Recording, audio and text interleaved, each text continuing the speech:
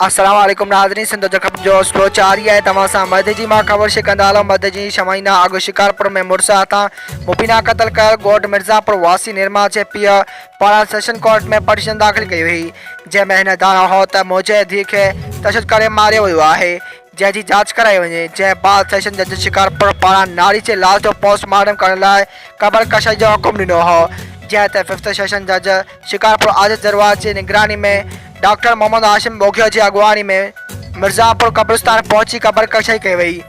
जंहिं दौरान क़बर कशाई कंदड़ टीम पारां साफ़िन जी टीम के रिपोर्टिंग करण खां मना करे छॾियो। होॾां डॉक्टर जी टीम जे इंचार्ज ॿुधायो त नारी निर्मा मीरानी जे लाश जो पोस्टमार्टम करे लाश जा जुज़ा वठी रहिया आहियूं, जेके चकास करण लाइ लेबोरेटरी अमलिया वेंदा, जंहिंजी रिपोर्ट अचण बाद पोस्टमार्टम रिपोर्ट बदिली कई वेंदी।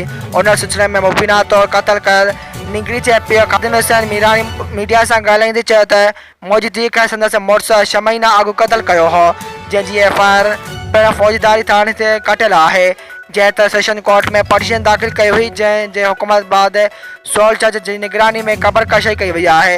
पोस्टमार्टम जी रिपोर्ट पधिरी थियण बाद केस दाख़िल करायो वेंदो। ओॾा क़बर कशाई दौरान वॾे अंग में मीरानी बिरादरी जा माण्हू गॾु थी विया। वधीक ख़बरूं ॾिसण लाइ विज़िट कंदा असांजी वेबसाइट www.sindhajraknews.com।